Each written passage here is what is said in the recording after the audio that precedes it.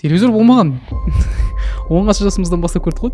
Роккидің қазақшасы бар ма? Иә, Шинжан қазақтар аударылған кәдімгідей. Жер жыртқанда трактормен жыртпайды. Кәдімгі бұлық дейді ғой қазақшаны. Үлкен ауыр техника жоқ жұмаққа қатынасасында сабай тамағын аласында қайтадан келіп аласың. КамАЗдың астына қойып қалған кездер болды. Сосын алар тамақ жасайды, қантпен кәдімгі шекер, иә, күріш соны ғана жейді. Сонымен тренировка барамын. Рожос бапкері? Иә. Бешатқа сол қай жылы ол 16 жылдар ма? 16, иә. 16 жылдар. Иә. Ну, әлем чемпионы болды деп айтып кеткен. Ассалаумағалейкум, құрметті бокс жанкүйерлері. Яғни осы күні кәсіпқой бокс жайлы, кәсіпқой бокстағы елдің туын көтеріп жүрген жанкүйерлер, біздің жанкешті боксшылар жайлы сөз қозғап келеміз. Әрқайсының өмірі жайлы. Енді бүгінгі біздің қонағымыз WBO версиясы бойынша Қытайдың 2 мәрте чемпионы, WBC-дан Азияның 2 мәрте чемпионы, Елшат Нығматулла. Қош келдің бізге. Рахмет, қош келдік. Енді алғашқылардан болып, есің барда ел тап деп, елім бар деп, бірінші жиып келген спортшылардың, оның ішінде кәсіпқой боксшылардың бірі өзіңсің. Өзің жайлы енді сенің бокс карьераң жайлы 20-0 деген ол рекорд бізде қазір елімізде ондай кәсіпқой бокста жүргендер санаулы негізінде. Жоқтау болса керек, қазір. Генадан басқа ешкім жоқ қазір. 20-0-сің сен, иә? Мен өзім 20-0 ол деген көрмеппін былай. Ол нәтиже. Ауыз толтырып айтатын нәтиже. Енді бауырым, қош келдің. Үлкен рахмет, уақытын бөліп. Бір аптадан кейін жекпе-жегің болса да салмақ қуып бастап кеткенде бізге келіп тұрсын уақытын бөліп. Ол енді бокс жанкүйерлері үшін бір үлкен сый ғой негізінде. Рахмет. Жекпе-жек алдындағы боксшының әңгімелесу өте қиын негізі. Ол жауап бар. Өзің жайлы енді сенің жекпе-жектеріңнің қандай жанкешті өткізетінін білеміз, бірақ енді сен жайлы білгіміз келетін нәрсе өте көп. Сенің қай жерден туылдың, негізі қай жыл туылдың, қай ауылдың тумасысың? Өзің жайлы айтып өтсең бір. Рахмет, көргенмен қоштамын. Енді өзіңіз білесіздер ғой, Қытайда 3 аймақ бар, Алтай. Оны көп адам айтсағанда біле бермейді да, Алтай, Тарбағатай, Іле деген. Іле қазақ автономиялық районы. Негізі үшеуі де қазақтың жері, оны көп біледі. Мен соның Алтай қаласынан келдім. Алтай Қаба ауданы деп сол жақтан келдім. Кәдімгі 90% бәрі қазақша сөйлейді. Қазақ мектебі бар дегендей. Бірақ енді әзір саясат несімен біраз сондай болып қалды ғой. Сол жақта туылдым. Тағы бір Қабан тағы ауылды Қыстақ деген жерде бар. Сол жақта туылдым ғой мен. Кішкентай ауылында. Одан кейін мектепте жүрдік. Одан кейін бокс бастадым. 15 жасымда келдім негізі боксқа. Бокс 15 жасында келдім. 15 жасымда, иә, 16-ға жақын кезде келдім. Ауылда бокс мектеп бар ма сонда? Жоқ, ауылда емес, мен қалаға барғаннан кейін басталды ғой негізі бокс. Бірақ 1-2 жыл қызығып жүрдім. 13-14 жасымда барайын дедім, бара алмадым. Бірақ өйткені мен әкемнен 6 жасымда қалып қалдым. Иә. 6,5 жас, 7 жасқа таяу уақыт қалып қалдым. Үйдің жағдайы болмады. Неше ағайынсың өзің? Мен 2 ағайын. Әпкем бар, өзім жалғыз. Әпкеммен тұрмыста ғой. Иә. Сонымен әжем қолында өмір сүрдім. Әжем қолында болдым. Мен жағдай болмай қалды. Енді 7 жас, 8 жастағы бала не біледі? Көп нәрсе білмейді ғой. 10-ға шықтық, 10-15-ке барды, содан ол кезде де ауылда енді біраз тозып қаласың ғой кәдімгідей. 1-2 жастағы баланы өзің ұстайсың, үлкен балаларды ше. Сөйтіп жаңағы телевизордың өзін қанша 12 жас, 13 жасымызда көрдік қой біз. Ауылда керек жоқ. Иә, ток, газ, ештеңе болмайтын. Телевизор болмаған. 10 жасымыздан бастап көрдік қой телевизор деген нәрсені. Бізде болмады. Одан кейін барып қызығушылық бола бастады да кәдімгідей. Жаңағы реклама шығып жатады телевизордан. Соны ол кезде жаңағы Қанат ағамызды көріп жүрдіміз.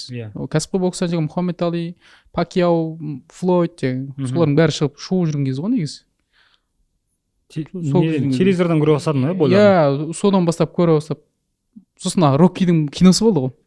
Иә, Рокки. Иә, Рокки 1, 2, 3, 4-ке дейін ба сондай ғой. Соны көре бастап кәдімгідей ананы. Қытай тіліне аударылған ба или ол қалай? Жоқ, ол кезде кәдімгі әзірге дейін қазақ тілге аударылады ғой. Мысалы Шинжан қазақтары бар ма? Иә, Шинжан қазақтары аударылған кәдімгідей. Қытайшасы да бар, ұйғыршасы да бар. Бәрібір соны көріп білмеймін, бірден қызығушылығым артып кетті. Бірақ маған ешкім боксқа бармайсың ба? Сен ақыры ауылда өсіп төбелеп жүре бересің бе деген сияқты ешкім айтқан жоқ та олай. Боксқа барсайшы енді деген сияқты. Бірақ бірден қызығушылығым артып кетті ары қарай. Соны мектеп қуарып 7-ші класстан бардым. 7 класстан бастап қалада оқып бастадық қой. 6 класстан ауылда жүрдім да 7 класста қалаға кеттік. Мен естуімше қайда қазір бұрында білмеймін, қазір енді 6 сыныпқа шейін негізі қазір қайда әртүрлі секцияларға қатыстырады екен, бокске де, күреске де, анаған да. Енді әзір дамып кетті, иә. Соның ішінен біреусін таңдайды, соның арғы сен оған бокстан бастамаған шығарсың, оған дейін бір нәрсеге қатысқан ба едің негізі? Мүлдем болмаған спорт, просто футбол болды. Футболдың өзі анау бытшыты ана жерде сен сырып қалған бірдеңе салапан теуіп жеген сияқты боласың. Иә. Анау көп тартып кетеді, мынау тартып кетеді. 15 жасында Қытай бапкер болды ма, кім болды сонда? Қытайда иә, кәдімгі Мұрат Бошайұлы деген Мұрат Бошайұлы деген ағамыз бар. Аға бапкер кәдімгі. Иә. Мысалы, Қанат ағамыздың бапкері болған. Одан кейін жаңағы Тоқтарбек Таңатқанның несі болған, бапкері болған. Бәріміз екеуміз бірге тренинг жасағанбыз.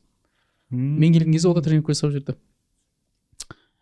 Екеуміз бірге содан бастадық. Ол кісі кәдімгідей опытный. Дәресі бар кәдімгідей. Ол бір қасиеті бар да ол кісінің. Бірден шәкірт танып қояды. Көзіңе қарап, кәдімгі әрекетіңе қарап, іс-әрекетіңе қарап таниды да. Мынау бокс болады дейді. Мынау болды ма? Болды. Мынау бокс болмайды, керек емес дейді. Оған қарамайды да.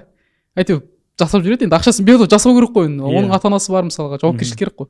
Ол жасай берсін деген сияқты. Мысалға мен ақша төлеген жоқпын. Өйткені мен сабаққа барам. Бірақ сабақтан қарағанда боксқа залына қарай көп жүгіріп жүрдім да.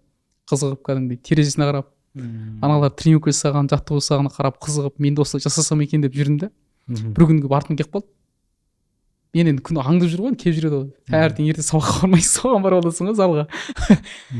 Дене тәрбие зал дейді да, қазақша солай жазып тұрады ғой. Соған барып, кәдімгі спорт зал ғой енді. Ол бөлек бокс кәдімгідей. Сосын бір күні келіп қалды да.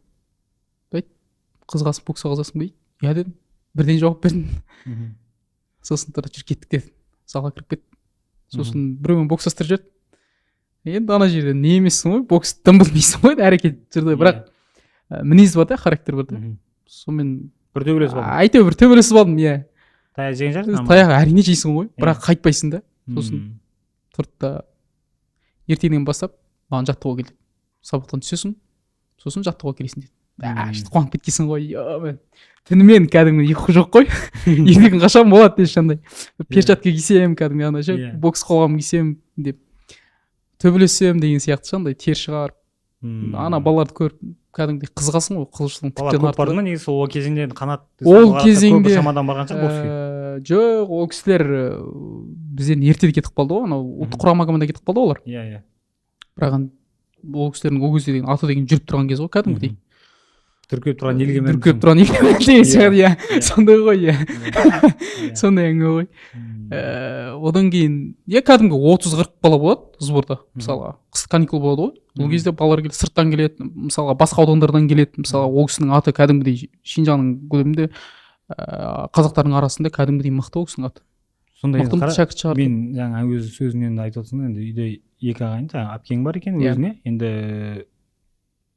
мен көбінше енді үйінде 10 баласы болса да бір баласын боксқа беруге ата-ана қорқытты. Бұлардың енді үйде қалайында запасной басы жоқ, бұның ертең жалғыз баланы боксқа беру деген нәрсе енді екінің бірінің тәуекел жетпейді. Әрине. Енді ол сенің жеген ударыңды үйде отырған анаң да жеп отқан сияқты жейді да оны. Бүйтіп уайымдап әр соққаннан бүйтіп. Енді оған не дейді үйдегі? Анаңыз қалай? Мамам енді кәдімгі қарапайым бір ана енді ол кісі көп нәрсеге андай назар аударып болмаса не қылып біз жуас адам кәдімгі жүреді. Просто жаңа сіз айтпақшы удар жеген кезде қалай ол жүрегі ауырмай ма деген сияқты болады ғой. Әрине болады, бірақ ол айтпайды да. Ол кісі айтпайды. Енді бірақ білдіртпейтін де шығар мүмкін. Барма деп те айтқан жоқ па? Қой деп айтқан жоқ па? Бірақ мен енді тозғы екенін біледі ғой. Оның үстіне мен ақша сұрамадым ғой біріншіден. Ол бір екіншіден қызығушылығымды ол кісі бокс деген нәрсені қақпайды ол кісілер, білмейді де ғой. Ол не біздің өзіміз әңгімелеп жүргенде ол кісілер білмейді ғой әрине. Ол кісілер газетті оқымайды ғой, кезде радио істейді деген сияқты әңгіме ғой. Енді андай да, мысалға ол бізде анау бір сөз бар, ана кәндекке дейді, қанша ет берсең де одан алабай ит шықпайды да. Ет жей береді ол, бірақ ол қанда болмаса, ол қанша сен оны сүйреген ит аңға жарамайды дейді, ол негізі. Дәл солай да, ол сенде былай қарағанда ол сенің қызығушылығыңнан бөлек ол қанда болып тұр да. кейбір кезде болады балаларың қанда жоқ, оны қанша сүйреме. Иә. Ал енді Қытайда тұрып, Қытайда енді мен білемін ғой бокстың деңгейін, Қытайда бокс дамымаған, осы күнде мен дамып келе жатыр. Енді сол күні енді сенде енді Қытайдың бір ортасы болса, енді мүмкіндік көбірек, зал көп, анау көп. Ауылдың ауылы ғой, былай қарағанда. Ауыл. Мен барып көргенмін өзім. Ауылдың шаңы шығып жатады ғой. Иә. Біз машина дегенде көрмегенмін, ат арбамен жүретінбіз біз кәдімгідей. Оның алдында өгіз арба болды мысалға. Мен бір өгіз арбаны телевизордан ғана көреміз, Индияда. Иә. Сондай болған ғой мысалға. Мысалы, жер жыртқанда трактормен жыртпайды. Кәдімгі бұлық дейді ғой қазақшаны. Сонымен аттың үстіне отырғызып қояды. Артынан бір адам ұстап отырады. Сосын ұстап отырады, тер мойнына орамалды салады. Кеттік. Атпен жүргізіп отырасың, анаң арбаты әбіршіп кеткеннен көзі кетіп қалған түрі. Шәргез кәдімгідей. Ызаланып тұрады, қасына барсаң кішкене андай. Яғни ондай жағдай жоқ кездер адамның бокске баруынан тимайтын еді. Желание болса ол тісің ғой, иә? Әрине.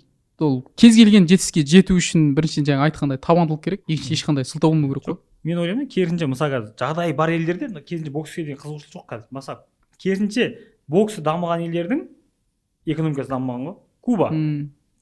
Боксер мықты. Филиппиндар тоже боксшылар мықты, жағдай онша емес. Өзбекстан номер 1 қазір бокстан, жағдай да емес. Қазақстан бокс дамып отыр дейді, бірақ енді еліміз әлі дамысын дейік енді. Қытайдың енді значит бокс ондай емес болған арқанда значит жағдай жақсы қазір. Олар елдер жастары бокстан да басқа жолмен ақша табуға болатынын түсінген да яқта.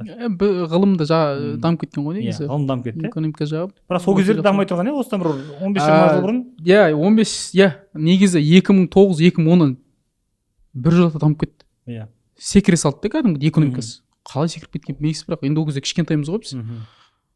Өйткені біз ауылдан Үрімжіге бару үшін қанша сағат, 10 қанша сағатта баратынбыз. Автобус 15-16 сағатта. Әзір тез болды мысалға. Одан кейін ауылдарда тоқ жоқ мысалға. Телевизор жоқ. Әзір бүткілін жасап саған. Және үлкен ауыр техника жоқ бұрындар мысалға. Мен 5-6 жас кезімізде. Әзір бәрінде бар. Газ бар, тоқ бар, бәрі бар. Жасап саған. Газ дегенде газ жоқ, бірақ тоқпен жүреді көп. Сен сонда мысалы боксқа бардың, әуесқой бокстан бастадық ғой, әуесқой бокстан бардым кәдімгідей. Боксесің ба? Әуесқойда? Әуесқойда енді әйтеу ауыл арасында облыстық дегендей болды ғой. Жарыстар болды ма? Иә, болдым, 1 болдым, 2 болдық, 3 болдық, сөйтіп енді ол. Иә. Не шамалы сондай жағдай. Үрімжіге барған кезде бір Америкаға барған сияқты барасыңдар өзі, Үрімжі алыс. Үрімжіге барғанда кәдімгі үлкен нелерді көріп, кәдімгі этаждерді көріп, болмаса пик ғимараттар бар ғой, соларды көріп аузың ашылып санап тұрасың ғой. Кеттік дейді.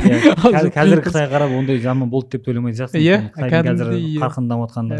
Енді қара, әуесқойда енді былай қарағанда бір санаулы бір 10 шақты жекпе-жек өткіздің, иә? Енді есімде қалған көп те емес. Иә. Одан ішкі Қытайға бардым. ішкі Қытайға да. ішкі Қытайдың қай қаласына бардың? Шиян деген қала бірінші рет бардым. Ол кезде де жаңағы Мұрат ағамыз жіберді, сол кісі. Сол кісілікті мен орталаудан 9 ортада деп айтады ол жақта. 9-дан кейін, 10-дан кейін 11, 12, 13 не болады? Мектеп болады ол жақта. Класс па? Иә, класс. Одан барып университетке кетеді мысалға. Ол мектеп бөлек та Қытайда. Бірақ мен 11, 12, 13-те оқымадым. 9-дан шықтым да ауылға кетіп қалдым. Мал бағып жүрдім ауылда. Мотоциклмен, атпенен сиыр бағып, қой бағып жүресің ғой кәдімгі. Сосын бір күн тұрды да, балам, келді жаттығуға кел деді. Сенде енді нормальный бокс шығады. Мысалға. Жарайды ғой, отказ жоқ мен деді. Сосын анау класс мұғалім звондап тұр мына жақтан. Сен не істейсің? Сен көшіп тұрсың дейді да. Бірақ мен емтихан бергенім шабам алып, бір 3-4 сабақтан ғана бергем. Мен қалай көштім деп отырсам, сол былай екен. Енді облыстық чемпион болдым ғой. Облыстық чемпион болғаннан кейін жаңағы сертификат алған, автомат түрде жібере салды да. Енді ол мектепқа да біріншіден спорт жол ашады деген сөз. Ауылға, мысалы қалаға, мектепқа жаңағы кәдімгідей сенің атына не беріп тұр ғой. Соның мектептің аты шығып тұр ғой былайша айтқанда. Әкімшіліктің деген сияқты мысалға. Сөйтсе де анау жаңағы қандай Гансу ма? Шанши деген жер ғой. Иә. Шиян деген жер ғой. Шиян, иә. Алыс па? Алыс кәдімгі. Қытай енді біз енді Қазақстан үлкен дейміз ғой. Қытайдың шынымен әлемде қандай? 2-ші орын ба, 3-ші орын ба? Жер көлемі бойынша. Жер көлемі 3-ші орында. 3-ші орында. Былай қарасаң бас аяғы, иә. Қалалардың енді ояқта кім енді біреу бар ма еді туған туыс қазақтар ояқта жоқ па еді туған туыс па ол жаққа барсаң туған туыс танымайтын қазақтың өзі туған туыс болады ғой керек болса сонымен ішкі қытайдан не келді тренер келді кәдімгі бапкер келді біз таңдап алдық 20-30 бала жүреміз ана жерде сен өзі келді алтайға өзі келді кәдімгідей оның өзінде бір 2-3 ай күтіп қалдық кәдімгідей сол кісінің үйінде жаттым мен тамақ ішіп кәдімгі тренировкасын өзім жоқ Қытай емес жоқ жаңағы Мұрат ағаның ойында иә Қабаның өзінде ше сол жерде 2 айдай жүрдім енді бір қанша себептермен не қылған шығар Мұрат аға айтты шыдай тұр қазір келеді ендігі айда келесіз тренировканы жасай бер жаттығуыңды сендерді таңдап алады олар дейді да кәдімгідей мүмкін спарринг жасатуы мүмкін тренировка жасатуы мүмкін қайсысын біз білмейміз бірақ өздері таңдап алады дейді да енді оның үстіне 20-30 шақты бала жүр ана жерде сосын жарайды деді келді бір күні давай тренировкаға келіңдер жас келдік спарринг тұрғызып алды енді нормальсың ол кезде бір жағы аз болса да формадасың ғой қатты да болмаса да ол кезде форманы да білмейсің ғой ол кезде қалай кіру қалай кету деген нәрсені нормально спаррингте жақсы болды ұрып алғансың біраз балаларды сосын тұрды да давай деді мына баланы аламын сосын Бейсен деген бала бар менің досым бүкіл ауылдан 2 адамды алдыңыз иә 2 баланы алып кетті анау не ғой бір бокс мектебінен 2 қазақ баланы алды ғой Геннадий Головкинге ұқсайтын Қытайда бір қазақ бала жүр деп айтып жүрді ғой Бейсен Насилова деп ол 2-3 жыл алды иә көрген шығарсың білемін Америкаға барып кетті Жапонияға бокстасып жүрді Қытайдың өзінде біраз шығып жүрді қойып кетті қазір әзір мүмкін қойды ғой деймін енді өйткені неге дегенде әзір Қытайда керісінше кәсіпқой бокстан қалғанда ММА жақсы жатыр оны өздеріңіз білесіздер қазір Қазақстан халқы мүмкін Еуропа жақсы Америка жақсы емес шығар UFC сияқты кәдімгідей ММА жақсы иә ММА жақсы керісінше отыр ал кәсіпқой сөніп қалды одан кейін қазір бәрі кәсіпқой боксерлардың бәрі тренер болып кетті бір залды ұстап алған сол жақта тренинг көрсетеді Қытайда да сол ма Қытайда сол қытайлардың өздері сондай болып кетті әзір білмеймін енді аналар солай дамып кетті енді ол белгілі жағдай ғой енді жаңа сенен кішкене ол жаққа не істедің кәсіпқой боксқа шығуыңа иә келдім бұл кісі келді нені алып кетті үрімжіге түсіреді де сосын ол кісі өзі Қашқарға кетіп қалған Қашқарға кетіп қалды Қытай Бейсен екеумізді неге тастай салады пойызға тастай салады билеттерің осы дейді жарайды деп пойыздың ішіне кіріп кетеміз бірінші рет кіріп тұрмыз ғой біз пойызда отырамыз кәдімгідей мәз болып жүрсің ғой пойыз дегенде естімегенсің де кірмегенсің аның ішіне иә Қытайдың пойызы и сосын кіріп қанша 38 сағат тұрып барғансың 38 сағат тұрып бардық сонымен анау тұрады да Қашқар деген оңтүстік Шинжаң дейді ғой ұйғырлардың тұратын жері сол жақтан тұрады да 2 ұйғыр баланы алып келді өзі барып енді біз салып жіберді ол кісі барып енді алыс қой енді алып келді ғой сонымен сол жақта шенді күтіп алды анау Қытайдың тренердің несі шәкірті ма сондай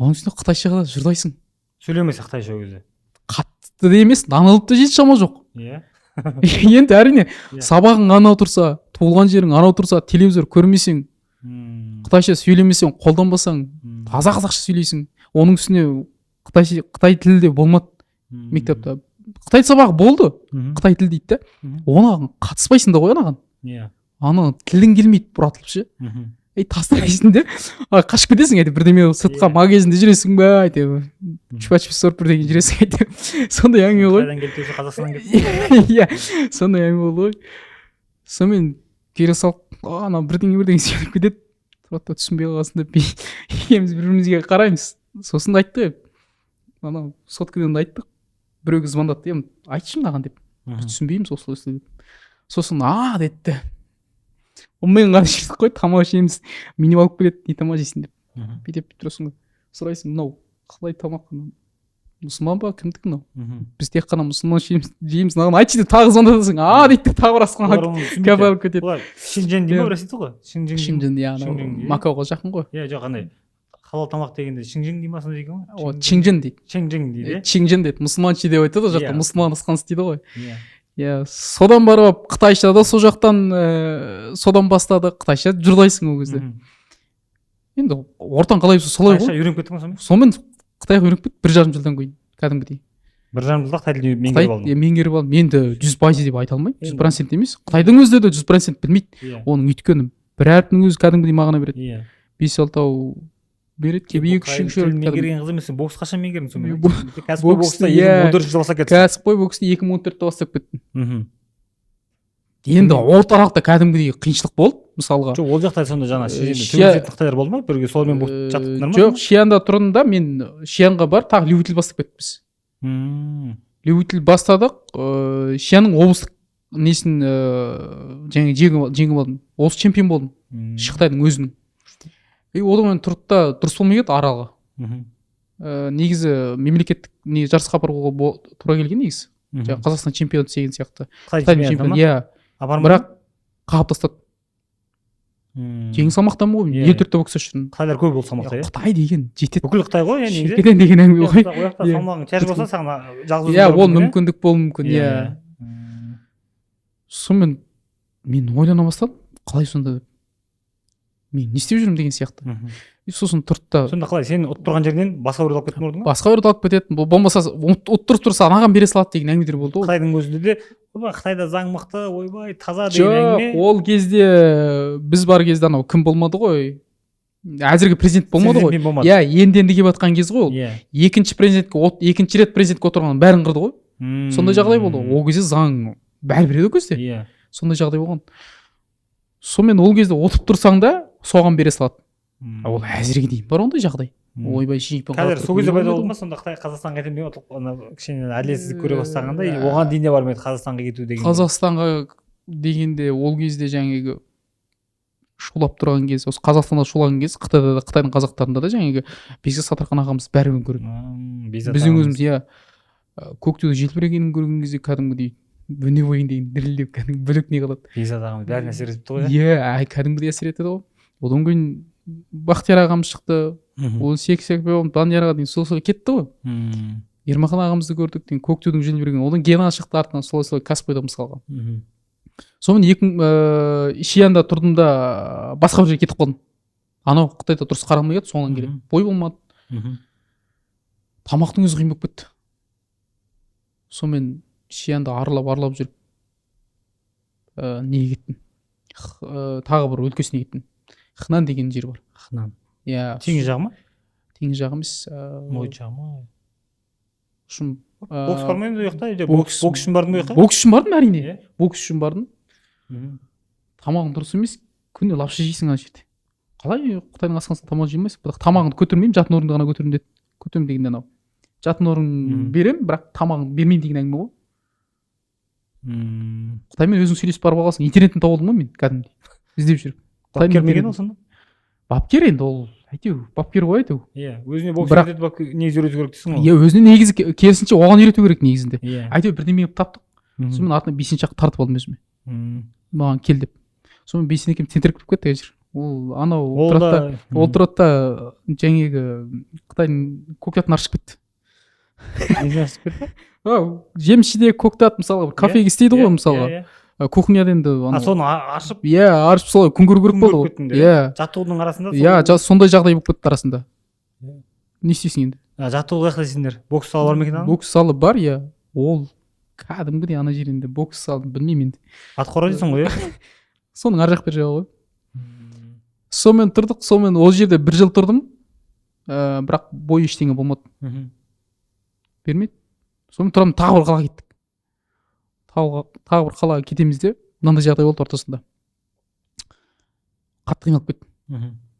Неден жоқшылықтан ба? Жетпейді ғой. Неден қиналу керек? Әрине содан қиналасың ғой. Ішіп жеудің қиналу керексің ғой. Қарнынан қиналасың. Денсаулығың жақсы енді жүріп тұр ғой. Бірақ енді жаттығатын адам жай адам өзі дұрыс тамақтанбасаң ба? Жаттығатын адам ғой, егесе тамақ жеу керек. Әрине. Сонымен жүріп көшеде келе жатырмын. Келе жатырмын да бір нелер тұрады, кәдімгі джип машиналар, кәдімгі машиналар тұрады. Кәдімгі көпірдің астында бірдеңе шу болып отыр ма, бірдеңе болып отыр. Енді қызық қой, енді қызық керек саған. Бір жақ қарның аш, оның үстіне неде жоқ. Алда қойған мақсат дегенде енді андай бір жаққа барамын, біреу кездесемін деген не жоқ қой, план жоқ қой. Бас ауған жаққа иә, бас ауған жаққа кетіп қалғансың ғой. Бардым да қызық болып отыр екен, кіре салдым. Кіре салдым, айғай шу ана төбелесіп отыр ана жақта кәдімгідей. Қайда ма? Иә. Кәдімгі подвал ғой, жер асты. Иә. Соған жертөлеге кәдімгідей кіріп кеттім. Кіріп кетсем қарап тұрдым. Сонымен тұрам, бір жаңағы бір негр мен қытай ма төбелесіп отыр ана жерде. Кәдімгі ережесіз кәдімгі ережесі шекпе жоқ қой ана жерде, бірақ ол ешқандай тізімдігі жоқ, ана ұрлап әкеп кешкісін солай төбелестіреді екен да. Сонымен ақша табады екен олар. Жаңағы өзінің хозяйкасы болады, солар алады да. Қарасам, бірақ аналардың отырған байлар отыр ана жақта. Олардың кәдімгідей жағдай айналып кеткен енді. Бір көргеннің өзінде. Көздері тауған кәдімгі охранасы бар, кәдімгідей қатайып алған екен бәрі. Тамағының өзін білмеймін, қандай тамақ отырып білмейсің ғой. Ана жерде басыма бір нәрсе сақ ете қалды. Мүмкін мынаны ұрайыр шығар деген сияқты. Төбелесіп алсам ба деп ойладың ғой. Сосын төбелесіп алам ба деген сияқты ше. Сосын тұрамын да келесі келем деген сияқты, шығасыңдар ма деген сияқты жариялетті да. Қытайша сөйлеп отыр. Сосын шықтым да айттым, мен шығамын дедім. Кішкентайсың. Сосын тұрады да былай қарап атты. Сенмен кім шығады дейді да маған. Кез келсем шыға беремін дедім. Ашсың ғой тамақ берсеңдер отырдың ғой. Типа тамақ берген сияқты деген сияқты болды ғой. Тамақ берсеңдер болды деген сияқты. Сонымен тұрады да мен шығамын деді. Ана жақтан біреу шықты. Бірақ анау елеп тұрған жоқ мен. Бой ұзын кәдімгідей. Ханзо ма? Қытай ғой, иә. Кәдімгі Қытай, иә. Сонымен шықтық. Перчатка киіп кәдімгідей. Былай ережесіз ба? Былай аяқпен тепсең де күрессең де болмайды, жақ бокс па? Бәрібір ма? Бәрібір ғой. Базар жоқ. Сонымен келеді де аяғын көрсетеді, қолын көрсетті, аяқпен бір тебеді ғой. Ё-май, көзім алаң кетеді ғой. Кетіп бара жатырмын, келеді шығаса бір найлонда болды. Иә, кетіп бара жатырмын. Артқа кетіп бара жатырмын, бір жығылып аламын да. Есақын бірақ дереу жиып алдым да. Бірақ 3 минут пе, 2 минут бірдеңе болады, бірақ есімде жоқ нақтылы. Әйтеуір сонымен мыжып жүріп бірдеме қылып жүріп, бірінші раунд өтті. Енді ол кезде мен тренировкада жүрмін ғой. Андай шаршамайсың, тойып та тамақ жей алмайсың уже. Сонымен тұрамын да ана жерде. Әкесін мынаны жеңу керек мынаны. Бірдеңе қылып деген сияқты не болды да. Шоу отырмын, ана не естімейсің. Енді бойда да сол ғой кәдімгі не болып отқан. Оның үстінде бірінші рет барып тұрсың ана жерде. Екінші раунд басталды. Сосын аңдып көріп жүріп, енді бокс тактикасын істеуім керексің ана жерде. Бір боковойым ұстап алдым. Лефт хокпен. Сосын ұстап алғанда жерде жатты. Бұрғылап алдың ма? Иә, бір құлатып алдым. Жерде жатты. Сөйтсем ананың боксы нашар екен. Сәнде, ушу сәнде дейді ғой. Сонда да шығып жүрген бірдеңе. Шығып жүретіндер ғой. Иә. Сондай ғой әңгіме. Сонымен жерде жатқызып осында айдап ұрып алғансың екен. Балшылатып ұрып сонымен тұрады да, екіншісіне тағы шығамын. Сол жерде? Иә, екіншісіне тағы шығдым, онда құлап тастадым. Ішке бір удар беріп алдым, отырды сонымен ана жерде тағы істегім келіп тұр ғой. Кетіп бара жатыр, біреу ұстап алды, бергел деді. Жарайды дедім. Тұрды да бір Қытай, кәдімгі бай Қытай. Қай жақтыкісің деді. Енді мен түрімден біліп тұр ғой енді. Кәдімгі ол жақта аз ұлттар деп бөледі бізді. Сосын айттым, мен Шинжаннан келгенмін, қазақпын, осы біліп тұрмын деді. Ақшаны бит салғанды да 500 юан тастады. Көзім банк болып кеткен әшейін. 500-ден көрмегенсің. 500-ден көрмеген, қай уақыттан жерде. Соңғы рет ауылдан келгенде не қылған шығарсың, көрген шығарсың, одан көрмегенсің. Мәссаған деп бәк жерде қуаныш деген кәдімгідей қуанып кетесің ғой. Сонымен тұрады да телефон бармайды. Ол кезде телефон Nokia бірдеңе болатын. Әйтеуір бір телефон қойып. Сонымен телефон нөмірін жазып алды. Телефон өшіп қалған жерде, батарейка жоқ, отырып қалған. Жарайды, 500-ден бір мен тамақ ішкім келіп тұрған ана бірдеңе айтып жатыр, хабарласым. Жарайды, болды. Ана қатты бір мәмет тұрған жоқпын. Маған тамақ керек. Қарын шұрылдау деген. Иә, қарын деген кәдімгі кет. Сонымен тұрам да ертең барма деген сияқты ертесіне келемін ғой ана жерге. Маған тағы ақша керек деген сияқты. Иә, бет ауыз не көгеріп қалған кәдімгідей. Енді әрине удар жеп алғансың, енді тиеді ғой саған ударда. Тимегенде басқа ешкім жеп алмайды деп. Сол ғой.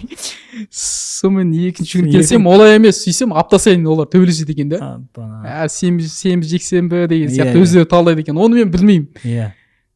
Сонымен бір күні звонок келді. Сосын ана Қытаймен кезіктім де, арға жұмыс жасап кеттім. Жасағанда былай оң қолы сол қол деген сияқты сондай болды ғой. Қасында жүрсің ана. Қасында жүресің, киім киіндіреді, жақсы жағдай болды, бәрін не қылды, базар. неде жүрдік. Сосын бірақ ол маған бір нәрсе айтты да. Менде негізі Қытай, таза Қытай емеспін дейді да. Сен білесің бе дейді, біз негізі ауызлықтар қанымызда мықты дейді да. Мен сені түсініп тұрмын дейді. Енді былай мына жол саған дұрыс емес болуы мүмкін дейді да. Енді ол сүйсем ол бір бандит та. Бір кәдімгідей бір қаланың 50-60 базарының бәрінің ақшасын жинайды. Біз ақша жинаймыз, кіреміз дейді. Джип машина алып келіп тастап кетеді, ана жаққа барып кел дейді. Барамын да ақша кел деймін. Бермесе бір-екі удардан бересің. Бір-екі удардан бересің, алып қайтасың. Масканың иесінде қайтадан машина алып, сумканы көтеріп алып кетесің. Соны банкқа ақша тастаймыз кей кезде. Тірі мен өлдің арасында жүрдік қой, былайша айтқанда. Оның үстіне ойланбайсың да ғой. Караокеге барады, жаңағы несіне барады, қасында жүресің, кәдімгі костюм киіп аласың, қатай алып, әшейін тағасың, бірақ кішкентайсың, бірақ анау маған сенеді. Білмеймін, солай болды. Соны мен айттым бір күн. Ойландым да. Менің арманың не деп сұрады да, мен арманым әлем чемпион бол дедім, кәсіпқой бокс түрінде дедім. Дейді, жақсы дейді. Түсіндім дейді. Бірақ ары қарай әңгіме айтқан жоқ маған. Мен де әңгіме айтқан жоқ. Жүре берді. Сонымен бұны қузастырды. Сосын бұл тұрады да артын есін Америкаға шығып кетті. Қуалады ма? Қудалауға түскен ғой бұл. Енді өйткені қанша 60-70 базардың ақшасының бәрін бүткілдің сол жинаған мысалға. Бір қаланың мысалға, кәдімгі үлкен қаланың бір қанша районының сол ақшасын жинайды мысалға, сол қарайды. Үлкен қарақол ғой, бандит қой былайша айтқанда. Сонымен сөйтіп мен кетіп қалдым. Ол вообще жоғалып кетті. Аллах бір, білмеймін. WeChat бар болды әйтеуір. Маған телефон алып берді, iPhone телефон алып берді бірінші рет. Мәсің ақ жерде iPhone ұстап. Қай жылдар еді сол? 15 па? 14. 14 ма? 14, 13. Иә, 13-14-дің ортасы. Қазір iPhone 16 жыл, iPhone 1 дегендер емес пе жүр? Жоқ, 4 па бірдеңе. 4, иә, сол кезде. Мөлшер 4 кез, иә. Сонымен кетті, мен де былай кеттім. Маған шотыма 13 мың ен ба, бірдеңе 15 мың енға таяу ақша түседі. Сол жіберді ма? Мен басында түсінбей қалдым, сөйтсем сол кісі жіберген. Сосын WeChat-ты жазады да удалить етіп тастаған. Жоқ, вообще. Хабарласып кетті. Біздің қолда подкастын көріп отырса жылайтын шығар ғой көріп. Действительно. Сонымен ойландым мен. Мүмкін. Артынан бірақ естідім да. Артынан жаңағы олардың нелері бар ғой енді. Брашкалар бар, жаңағы. Сонымен кейбірінің WeChat-ы бар, соны хабарласам, оның үстінде де сразу сол кезде жазбадым. 1-2 айдан кейін ба жазамын мен. Қандай жағдай деген сияқты. Енді миыңа ұмытпайсың ғой деген кезде. Қандай не жағдай болды деген сияқты. Сұрамай-ақ та ғой, мен айтпай қойын дедім. Енді олар солай жүреді ғой. Маған жарайды дедім. Арға не деп айтасың одан кейін? Сосын бірақ 2-3 жылдан кейін ба тағы сондай нәрсе естідім. Сөйтсем ол түрмеге орнына адам түсіреді де, өзі Америкаға шығып кеткен ғой. Қайда жатыр? Сен бірінші менеджерің сол болып тұрған өмірсінген 10-ға мың ақша дегенде бар ғой. Иә. Өмір көрмеген нәрсе ғой. 15 мыңдай өн берді ма сонда саған? Иә, соған. 15 мың енді 70 теңге өтесің, 70 теңге сосын теңгемен шығады. Бірақ сол заманда ол енді былай қарағанда енді аш күнде аш болып жүрген кезде қарадан берген адамды ұмытпайсың ғой. Мүмкін емес. Аты кім оның? Фамилиясы, ол жақта бір фамилия айтады, Лю деген болды. Лю ма? Құдайдан қайтсын дейді ғой Люға. Келсе деп. Ол енді кім біледі, мысалға адам күні адаммен дейді ғой, мысалға қарасаң сен оның қазір жақсылығын айтып отырсың ғой енді. Сол қазақ болып тұрып, сол қайда жүріп саған сол ханзу көмек берген бұл шыны керек жүрекке бір. Иә, қайдың бәрін жаман дей беруге болмайды да, былай қарасаң. Олардың да ішінде де жомарт жандар бар, көрдің бе, қанша жүрек жұткені бар. Саған енді көрген ғой сенің андай балама андай арманыңды көріп. Енді ертең Америкаға барып кәсіпқой бокс бағындыруға барсаң, сол жақта пойыз алып отыратын болсаң, бірінші оған тағып жіберсең де артық болмайды екен. Негізінде молодец деген не дегенмен шыны керек ол. Әрине, иә. Адам айтады ғой жаңағындай су ішкен жерінде түкірмейді ол. Шыны керек. Иә, жақсылықты ұмытпау керек қой, әрине. Енді содан кәсіпқой боксқа сен жекпе-жекті бірінші қаяқта жасадың сонда? Бірінші неде жасадым? Қытайда жаңа кім болды ғой? Зоу Шимин болды ғой? 2 рет олимпиада чемпион. 2 рет дүркін олимпиада чемпионы. Азияның біраз алып тастады ғой. ал жете ма неше рет алды дейсіз? Қытайда қазір біздің елде мысалы қанша бокс державасымыз деймін, бізде әлі 2 мәрте олимпиада чемпионы болған адам жоқ бокстан. Иә. Бірақ Қытайда бокс жоқ дегенмен де, бірақ Қытайда 2 мәрте олимпиада чемпионы бар, Зоу Шимин. Иә. Оны да қолдан жасап кәдімгі жасады ғой. Оны да солай не қылған. Қалай дегенмен енді ол енді әйтеуір иә болды иә. Біржан Жақып дейтін ағамыз бар. Иә, ол кісіні 2 рет па 3 рет жекпе-жек өткізген. Иә, 3 рет. Енді тең дәрежеде өткендері де болды, бірақ төреші соның қолын көтеретін ғой ол кезде. Ол кісіні сол Қытай арқылы таныдық қой. Иә. Мысалға Қытайда жүрген. Иә. Иә. Соның компаниясы болды. Соның компаниясы болғанда Байқытайлар Шанхайда тұрады.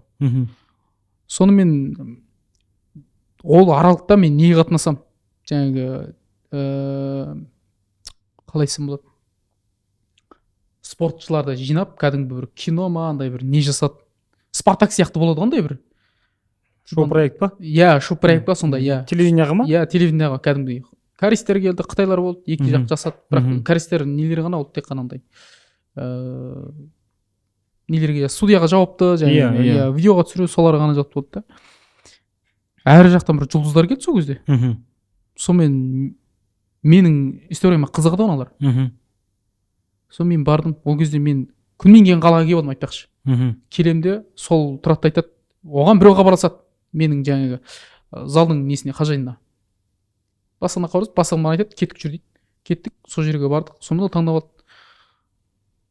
Сосын негізі оларға тарихы қызық екен де. Бірақ мен боксымда жақсы болып тұрды ғой. Бірақ солардың ішінде ең жас бокс мен болып бардым. Алдының өзі 30 қаншаға келген таңдалар. Сосын мен жаңағы тарихымды айтдым, осылай не қылдым, деп мынаны алу керек деді. Алды келдік. Сонымен ана жерде үшінші болдым. Мына қанша 20 қанша баланың ішінен. Бірақ салмақ бойынша 60 қаншадан шығып кеткенсің ғой жерде. Салмақ жетпейді. Салмақ жетпейді, иә. 57-58 шығасың. 63-64-тегілермен бокс жасасың. Бірақ сонда ойлаймын да, Қытайдың анадарда олар жоқ кәдімгідей. Бірақ дене салмағы ауыр мен. Енді құрық күрішпен жаңа тауық жібергенен шығар енді. Сені қалай дегенмен енді алдап жүрген. Олай емес, мен олай деп айтпаймын. Өйткені оларда техника нашар, дұрыс емес. Мысалға, олар кәдімгідей немен ұрмайды, белмен жаңағы нені көтеріп екпен, ұру техникалар дұрыс емес. Негізі олай ұратын болса, олар шығады негізі. Оны өзіңіз де білесіз ғой, мен жақсы біледі деп ойлаймын енді. Көріп келдіңіз ғой енді. Сонымен сол жерде талдау болды. Сонымен ана жерде 3-ші орынды алдық, сөйтіп жаңа телевидениеге шықтым. Сосын тұрады жаңа зудың Қытайдың несіне жібертеді мені. Енді оның үстіне аналарыммен жақсы боксап шықтым ғой, техникам жақсы болды. Бірақ бокстың өзін кәдімгі кәсіпқой бокстың Флойдтарды көрдім мысалға, Насим Хамиданы көрдім мысалға, Андре Уортты көрдім, Пакьяоны көріп кәдімгі аналардың солардың әрекетін көріп қана үйреніп жүрдім, пайдаланып қайдалап соны көшіріп, талант қой, көшіріп соны ғана үйреніп жүрдім да. Бірақ оны маған ешкім үйреткен жоқ, мына былай ұрасың деп. Сонымен тұрады талап, соны Қытайда өзінде қытайлармен шықтым. 4 раундтан басталды. 2-3 жарыс бой берейік, соны көрейік деген сияқты контракт аламыз деді ғой. Жарайды, жақсы ал. Сонымен бірінші бойдан бастап кеттім 4 раундтан. Дебютный жекпе-жек қой. Әдемі. Бірінші жекпе-жегім Қытаймен шықтым, ұтып алдым 4 раундта. Оны 2-3-4 сонымен кетті. Сонымен жаңа WBO-ның 8 жекпе-жек, 9 жекпе-жегімді алдым. Одан Азияға көтерілді. WBO-ның Қытайдың чемпионы атандың, иә? Кіммен өткіздің жекпе-жекті? Қытайлармен өткіздім ғой, Қытайдың ішінде ғой, иә. Сондықтан ғана бірақ жеңіл салмақта қытайлардың негізі мықты. Мен оны қалай деген мойындау керек, ол Қытайлар енді 1,5 миллиард Қытайдың ішінен, ол жеңіл салмақтың өзінде, Қытай чемпионатының өзінде бізде енді бір салмақтың өзінде бір 40-50 адам қатысып отырады кейбір кезде. Оған қарағанда кәдімгі дей ме? Иә. Бір 1000 адам болып жүр салмақта кемінде. Иә, одан мүмкін, иә, кішкентай салмақтан. Енді мынандай нәрсе айтқым келіп отыр да. Бірақ мен 8-9 жекпе-жектің бәрін бапкерсіз өткіздім. Бапкерсіз? Иә. Салмақты өзім буам. Диетолог өзіңсің. Өзің жаттығу жасайсың. Өзің жаттығу жасайсың. Залға барасың, тренинг жасайсың. Сонда былай баратқан кезде енді өзің шыны керек енді ондай не істеу керек екенін өзің ойыңа келген нәрсені істедің ба, или телевизордан жаңағы интернет желісі қалай болды ол кезде? Ізденуге келді ма? Ізденуге келді, иә, Қытайдың өзінің интернеті болды. Енді Қытайдан дамыды ғой енді. Енді ауылда жүрген қарап жүрдің бе, жоқ өзің андай бір бұрында Мұрат ағайдың көріскенің соны? Иә, ол енді ол фантом деп қалып қалды ғой, ол міндетті түрде бар ғой. Бірақ десе де анаған енді мысалға 1-2 ұратын болсаң уклон жасау керек, мысалы аяқпен фейктер жасау керек деген сияқты мысалы. Сонымен ары қарай біріктіріп үйреніп кеттім ғой.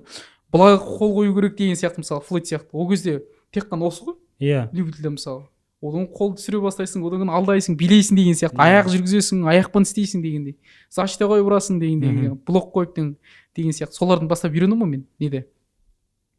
Интернеттен қарадым, үйрендім кәдімгі. ізденемін деген адам болса, ол талант тапсаң қаржанады деген сол. Иә, сонымен 8-9 жекпе-жектің бәрімен тренер өткіздім. Бірақ тренер болып ол келеді де лапсын ұстап кетеді. Кейде уақыт болмайды мысалға. Бірақ жырғатып ештеңе үйреткен жоқ ол. Әйтеу молодец, сен жақсысың, анам мынау деген сияқты. Жақсы жай беріп кетесің ғой. Иә, чай беріп кетті ғой. Иә, сондай ғой. Қайда жатыр оның өзі? Иә, оның өзіне рахмет. Иә, кәдімгідей мені сол жерде тамағымды, жатағымды кәдімгідей солар қамтамасыз етті мысалға. Бірақ тамақты олар емес, мен сырттан жаңағы доңғандардың ақшасынан жеп асханасынан жеп жүрдім. Иә, қасымда бар. Олардікі халал сол себепті? Иә, өзім тамақ жасадым одан кейін. Тамақ жасауды содан үйреніп кеттім. Бірінші рет келді тамақ жасауды. Енді үйрену керексің ғой енді. Иә. Бірінші рет мысалға шикі болып кетті, одан кейін тұз аз болып кетті, одан тұзы көп болып кетті, аш тұзы болып кетті деген сияқты. Иә. Сөйтіп жүріп үйреніп аласың ғой. Мен просто бізде тамақты өзің жасағанын жарайды болсын ғой, мысалға мен кейбір біздің қазақ жігіттердің арасында бар тамақты әйелдер жасайды, тамақты қыздар жасайды деген сияқты. Жаңағыдай түсініктер сондай да бар да әлі тамақ үйінде тамақ жасап көрмеген осы күнге шейін. Мен айтамын, қыз балаң жасайтын тамағын жасаймын, сен не үшін еркек болып жүрсің депші. Былай қарағанда ол енді ертең жоқ, енді әйелмен жағаласып тамақ жасау керексің деген заңдылығы жоқ. Бірақ енді жасау ер басында күн туса не дейді, етігімен су кешеді дейді ғой. Сен енді үйіңде тамақ дайын тұрып сен өзің тамақ жасап жүрген жоқсың ғой. Былай қарағанда жоқ, жалғыз өзің тұрасың. Халал тамақ жасау керек. Ана харам тамақ жемеу үшін өзің тамақ жасау керек болдың. Иә. Еттің бәрін үйден алдыртам. Иә, міне. Амалсыз қойдың еттері, сиырдың еттері бар, бірақ жаңағы доңғандар мен ұйғырлардың асханасын іздейсің, картадан іздейсің. Ол ту алысты ғой, қайсың. Біраз жер жүресің. 1 сағат бар, 1 сағат келгенше жағып тастайсың дейсің оны. Иә, сондай болады ғой, иә. Сол тауықтың етін аласың мысалға. Ары кетсе. Қасында магазин аласың, басқа не істейсің. Енді ол кезде де тәрбие ғой бізде мысалға мұсылмандықты жүрекке сақтап жүрдік кәдімгі. Намаз оқыған жоқпыз бірақ мешітке барып жүреміз. Жұмаға. Иә, жұмаға барасың. Астында мотоциклің бар жаңағы. Жұма болып тұрады ол кезде. Болып тұрады кәдімгі тоңғандардың. Соған барасың, жұмақтан қалмадық. Тамақ мен байқадым да, ол жақта сол дүнгендер дінді мықты санады екен. Иә, кәдімгідей ұстанады. Тамақта халал деген нәрсені қатты ұстанады олар, иә? Иә, қатты ұстанады олар. Жаңағы өзінің енді салт дәстүрі жердің бірдеңе болып кетті артта бірақ. Тренировкадан шығасың да, сол жаққа мешітке бірден кетесің. Жуынып шайнасың да, бірдеңе сол жақтан тамақ ішіп аласың да, тойып аласың. Жұмаққа қатынасасың да, сабай тамағыңды аласың да, қайтадан келіп аласың. Кешкісін жеуің керексің ғой енді. Қайта қашанғы тамақ жасап жүресің мысалға. Иә. Енді кешкісінде тірлік керек қой енді. Қарынға бірдеңе бару керек қой. Сонымен күнде 2 рет жасайсың, мысалға таңертең 5-6-да тұрамын да бір 4-5 километр жүгіріп аламын мысалы. Басқа нәрсе істейміз, какал қаласың дегендей. Кешкісін басқа істейсің. Әкем сөз бар еді, жақсы ат өз-өзін жаратады дейді. Иә, жақсы. Мысалы ол шынымен айтса қазір тұрса да жарата береді ғой. Иә, ол жаттығу жасау үшін мынандай обязательно бір фитнес фиделити дейтін залға бару керек, ол жақта деген айна болу керек, мына жақта саунасы болу керек, обязательно жетіліп сайын тамақ ішу керек. Ол кейінгі болатын әңгіме да. Сен чемпион болғаннан кейін ол саған келеді. Чемпион болғанға дейін жаңағы сенің өміріңде анау орыстарында сөз бар, ана хороший волк голодный волк дейді, аш болғанның артықшылығы да. Әлі тоймағансың боксқа, ол өте күшті. Мынаны естіп отқан жастарға үлкен негізі сабақ. Мен шын айтқанда өзімде оны бас ауырған түсінеді дейді ғой. Мен қазір сенің әңгімені тыңдап отырмын да. Мен естіген жоқпын тегі. Қай уақытта азанда витамин ішіп, түсте күшті тамақ ішіп, витамин берсін білмейсің. Иә, оны витамин не екенін білмейсің ғой. Сөйтіп сондай істеп жүріп чемпион болған баланы естімедім. Міне, бәрі ойлайды сондай керек деп.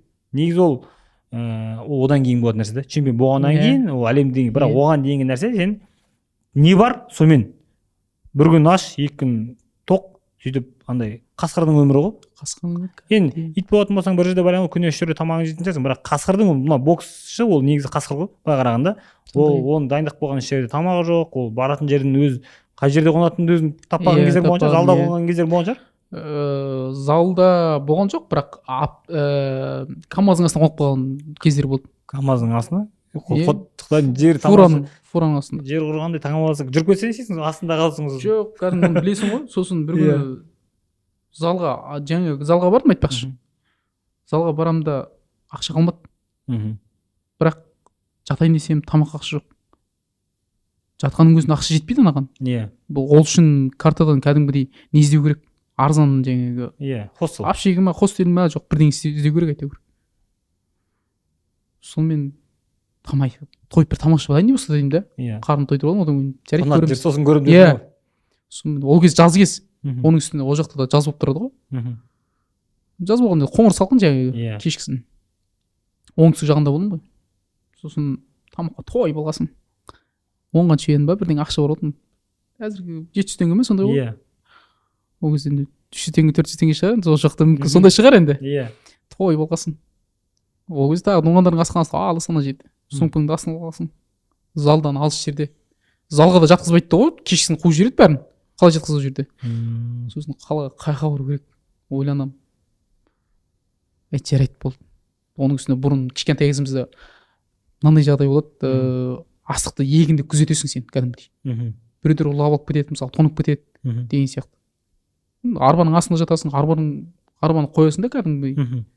Соның астына жатасың. Болмаса шатыр шаңды әкеліп аласың да шатырдың ішіне жатасың. Сонда күзетіп жүрген кездеріміз болды. Су суарасың мысалы, күрек алып. Сондай түнімен. Оған үйреніп алғансың ғой тірлікке. Саған қызық емес. Сонымен тұрамын да іздеп жүремін жататын жер былай. Ыңғайлы жер да. Сосын бір фура тұрғанда жүрмейтін фура ма сондай көрінді маған. Жүрсе де жарайды, құдай сақтасын бірдеңе болып қалмасын деген сияқты. Ұйқың қатты деген сияқты. Сондай көрінді ме білмеймін. Түнгі сағат кәдімгідей болып кетті. Жаңағы чемодан неге қойдым. Банкоматтың ішінде жаттым, екінші күн жаттым оған. Чемодан қоямын да бір чемодан бар. Бәрін саламын, жаңағы шлем перчаткаңды алғансың. Бокс киімдеріңді. Бір андай ертоқымның астына сатында тоқым дейді ғой. Сол сияқты бірдеңе бар әйтеуір. Жаздым да соған кәдімгі үстіме киіп жүретін жаңағы шапаным бар. Үстіне жалым да чемодан басқа ұйықтап қалғансың. Аяқ киім қойып қоямын. Сөйтсем таңертең тұрамын, бір аяқ киім жоқ. Не істейсің енді? Сонымен ит алып кеткен не білмейсің ғой, ит алып кетті ме білмеймін. Қытайда ит те жүрмейді жүр, сол бос жүрген ит жоқ шығар. Жүргізбейді да ғой ол жақта. Сондай болады ғой, иә. Сонымен екінші күні банкоматқа жаттым кәдімгідей тренировка барып. 4-ші күннен бастап бір Қытаймен таныстым залда. Ол Қытайдың да маған жақсы жасаған болды да. Анау не бар ғой, коронавирус шыққан жер бар ғой. Уйхай ме еді? Анхой ме еді? Не ме еді анау? Өзім ұмытып қаттым. Сол тұрады да маған келді. Сен қай жақта жатып жүрсің дейді да. Сыртқа қонып жүрмін дедім. Ол былай түсініп қалып, сыртқаны да айтады, қандай гостиницада қонып жүрсің дейді да. Ана жерде гостиница көп жоқ сияқты деген сияқты ше. Жоқ, мен далада жатып жүрмін дейді ғой. Фура номерін айтпады. Тұрады да жүргізіліп кетеді. Қалай түсінбей қалды ана да. Сосын айтайын, кәдімгі далада жатып жүрмін деймін ғой. Е-мое дейді. Кеттік жүр, бірге жатамыз дейді. Дейсің де.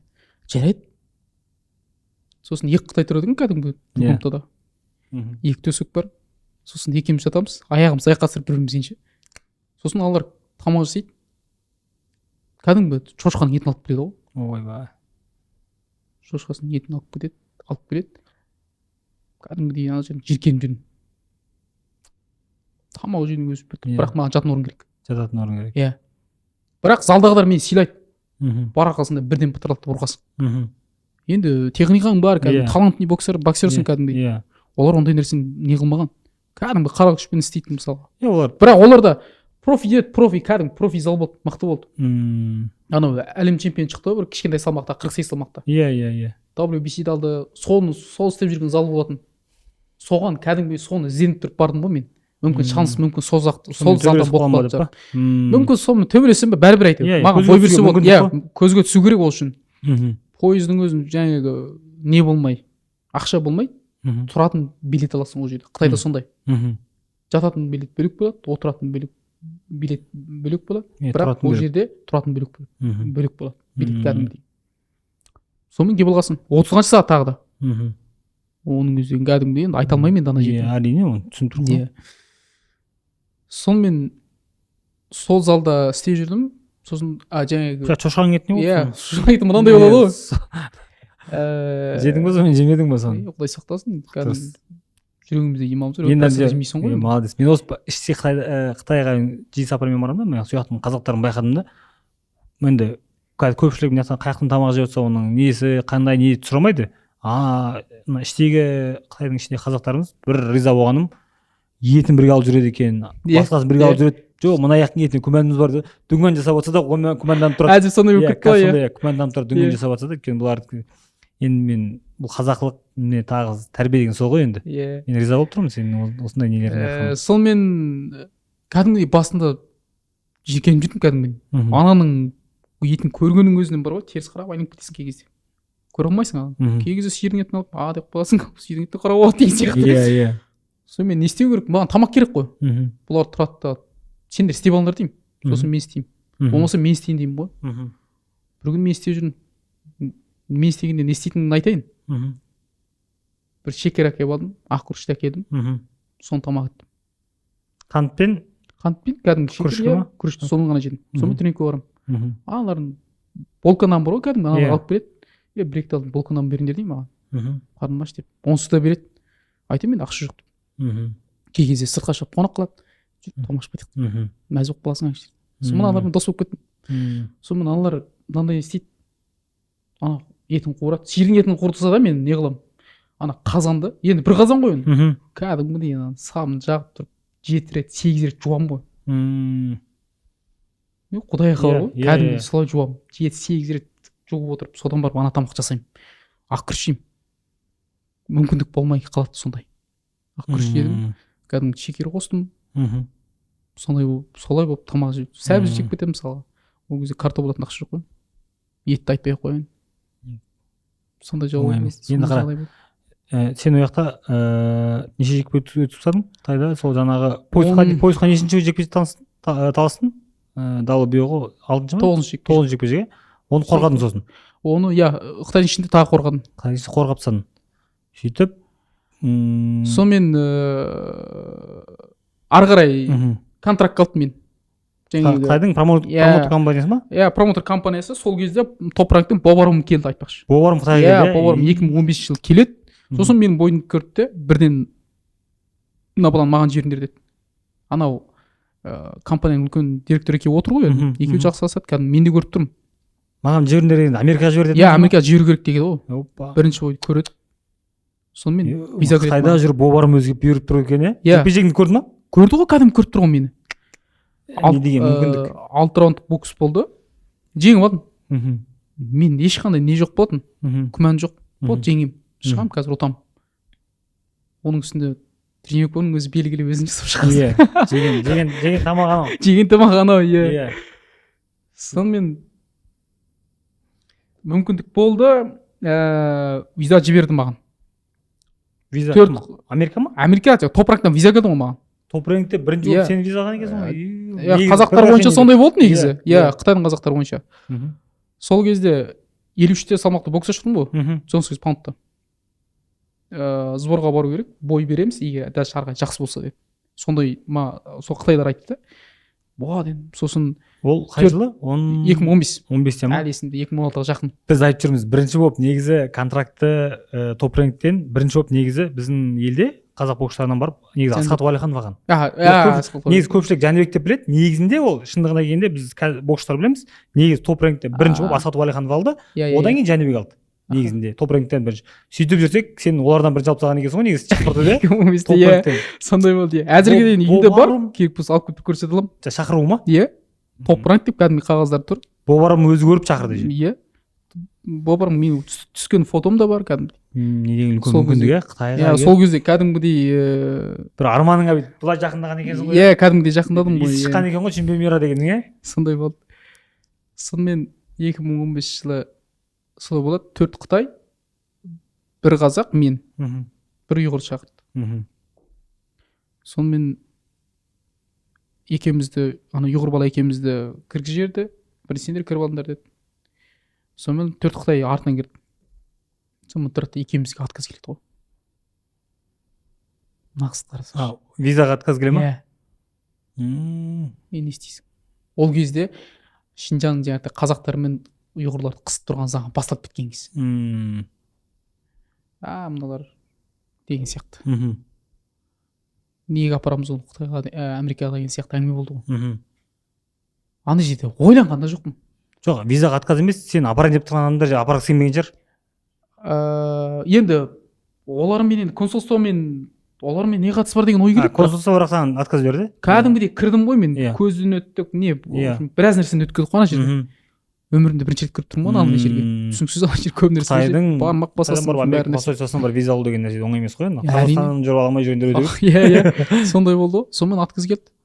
Мм. Не істейсің? бірақ енді ары қарай ондай думпаға кіріп, Иә, ондай болған жоқ. Иә, көңіл күйін түсіріп бірдеңе істеген жоқпын. Отказ ма жарайды деп. Ары қарай енді сол жерде енді боксың құрып кетті, ойбай деп тастай салмайсың ғой. Ол оңай емес. Ары қарай әкету керек тағы да. Сені топ-рэнк бобарымның өзі шақырып тұрып приглашение беріп тұр да. Иә.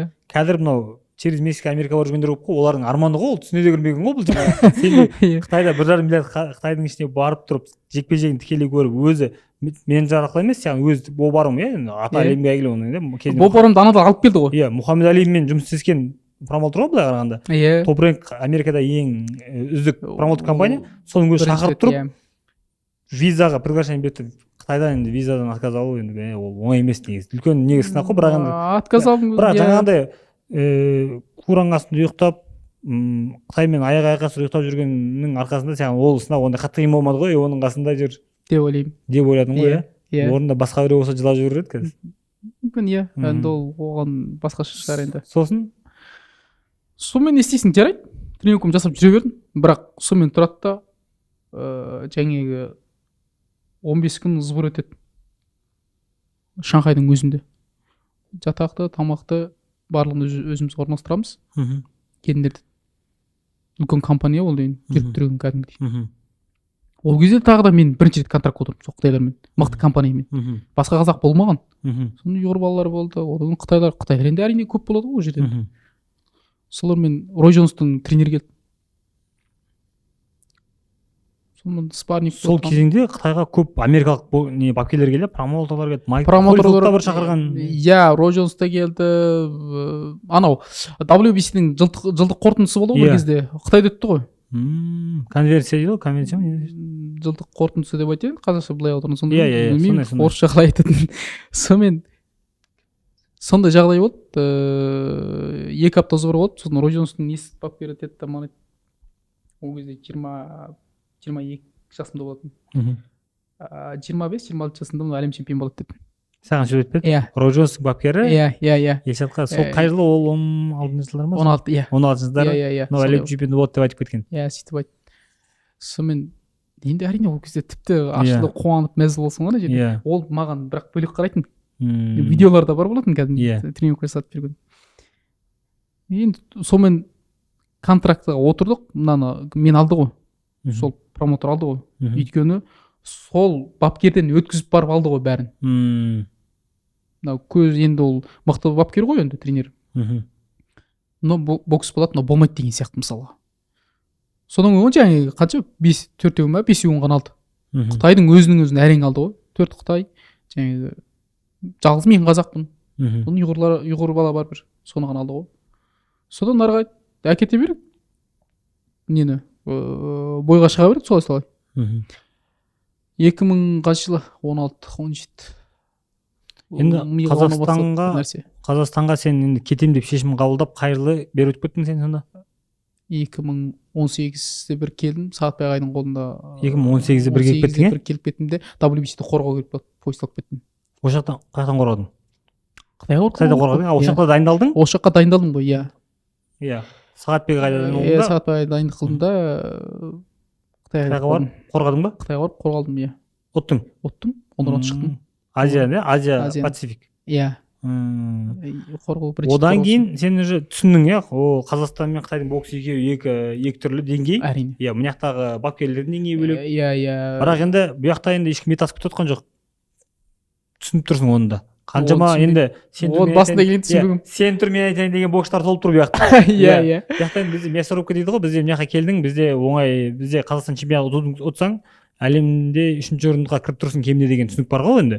Бұған мен шын керек, мен осы Қытайдан бері қарай сол кездерде бір кездесіп сөйлесіп қалдық па, бір келген кезінде ма бір мен негізі Қытайдан бері ауысам деген жігіттерге айтатынмын, жігіттер асықпаңдар, бұл жақта да оңай емес. Өз бокс өз оңай спорт емес, ал бірақ Қазақстанда енді конкуренция жоғары ғой. бірақ сен сол конкуренциядан қорықпай тәуекелің жетіп келгенде мен айттым, мен бір жылдан кейін қоятын шығар деп ойлағанмын, жаңа айтып отырмын. бір жылдан кейін бокс қойдым, бұл да өшет деп па, қазір Қытаймен сауда істеп жүрмін деген бір әңгіме шығатын шығар деп ойлағанмын.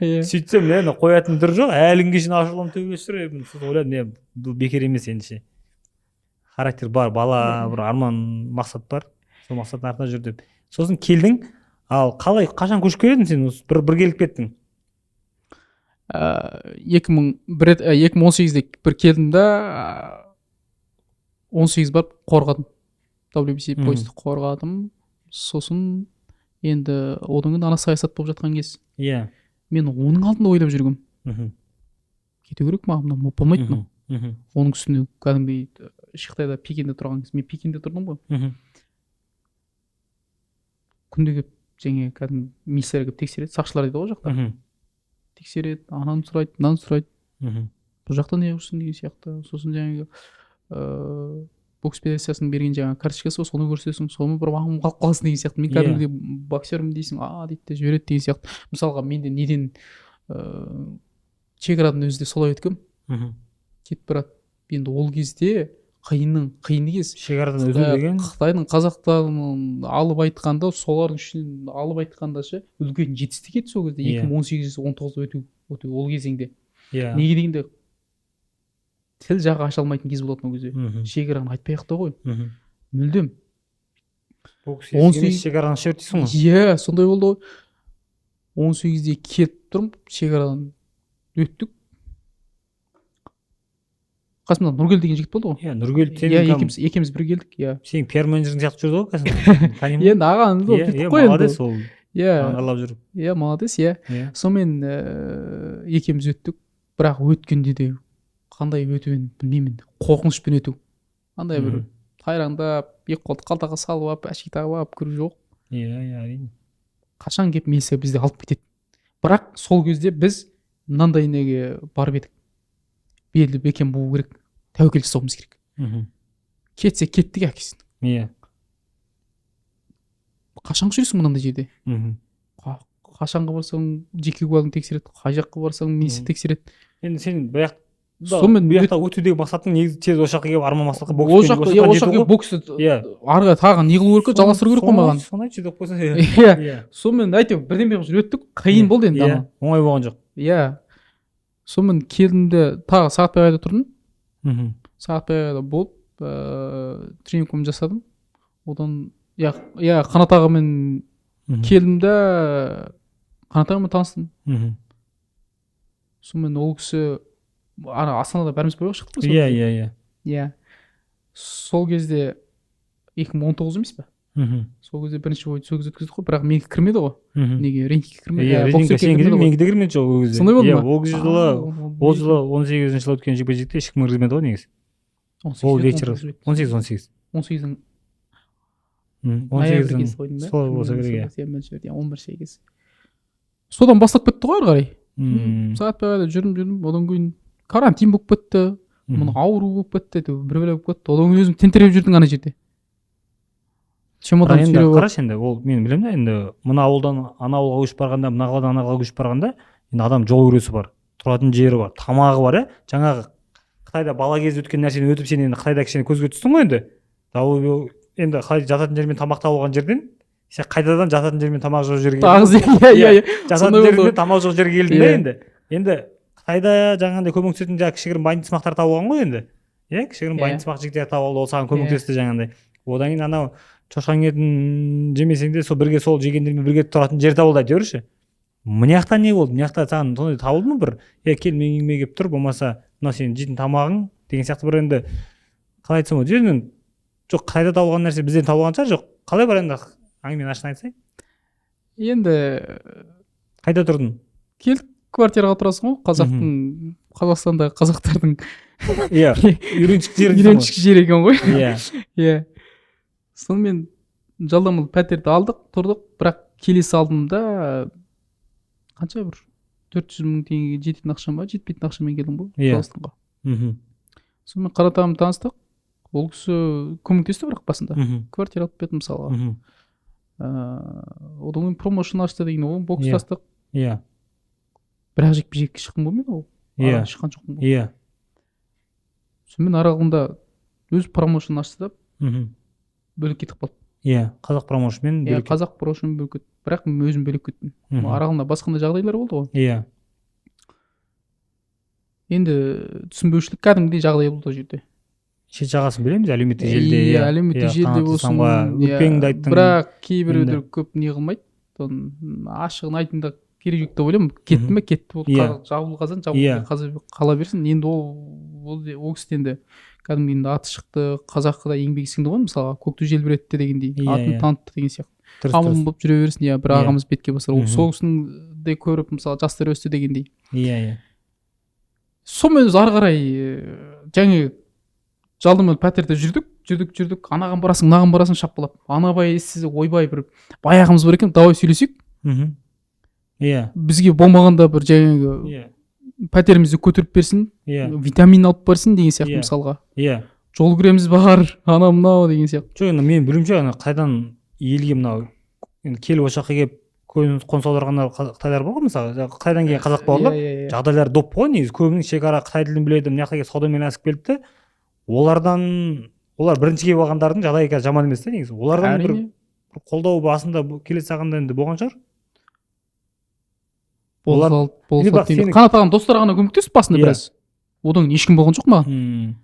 Одан кейін әйтеу аралда ағаларымыз болды, кейбір ағаларымыз. Одан кейін жаңағы ағалар басын қосып, осындай бауырымыз бар екен, бокстасып жүр екен, көмектесіп жүрейік деген сияқты. енді шамалар кейінше көмектеседі ғой маған. Иә, әрине. енді өзінің бала шағасы бар, тірлігі бар деген оңай емес қой. Бірақ десе де рахмет, кәдімгідей мені сыйлап шақырып, Елшат, мынау сенің тамағың, мынау сенің пәтеріңе, мынау сенің жолыңа, залыңа деген сияқты болды. Иә, оған әңгіме жоқ, тібай. Мысалы өзіміздің неден келген одан мен ошақта отырған ағалар да болды мысалға. Асылбот аға да көмектесті басында. Асылбот ағамыз көмектесті. Негізі біздің мынау подкастымыздың ашылған қолдау ғой. Қолда деген қолмен ғой боксшылар. Және де қолда деген енді қолынан келгенше қолда дейді ғой. Мына қолда подкастының ашылу мақсаты да осы еді. Қазақ жастарының арасында спортта елдің туын көтеріп жүрген жігіттерге кейбір кезде еңбегі көп болғанмен де қолдау аз болып жатады. Сосын енді қолдаған адамдарды жақсылығын айт, нұр тассын дейді ғой. Иә. Жаманның жаманшылығын айт, құты қашсын дейді. Енді ешкім жаманшылық айтпай қояйық бұл жақта. Бірақ бізді қолдаған адамдарды жаңағы Қытайдағы бандиттан бастап базардың несінде ақша жинаған, бірақ саған жақсылық тіпті оның соған бандиттық емес, саған жақсылық тиген екен да керісінше. Иә. Соны айтқаның сияқты осы жаққа елге келген кезде кім көмектесті? Аты жөнін айтып өтсең де болады. Оны өйткені білсін. Иә, енді. Әрбір ағаларымыз болды мысалға. Асылбот ағаны танимын. Иә, Асылбот аға болды. Асылбот деген өзіміз Қостанайда бокс жанкүйері, жаңа Али Ахметовқа көмектесіп жүрміз. Иә, білем кәдімгідей. Олар әңгімесін де естігемін, иә. Оны сырттайда біліп жүрміз ғой. Одан кейін Қытайдан келген жаңағы ағаларымыз сол кісілер. Иә. Болды. Иә, 5-6 көмектесті мысалға. Ержан деген ағамыз болды, Алхан деген ағамыз, Нұргел деген ағамыз болды, Ерзат деген ағаларымыз болды. Алхан аға, иә. Сол кісі көмектесті мысалға.